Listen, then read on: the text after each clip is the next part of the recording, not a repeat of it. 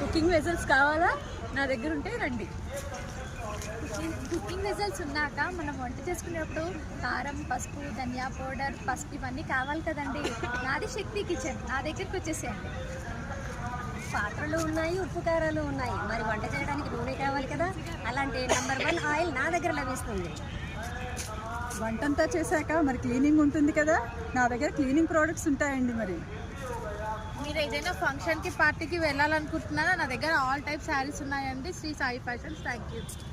ఈ సారీస్ డ్రెస్సెస్ కొనుక్కున్నారా? Stitching, blouses, dresses stitching నేను చేస్తానండి.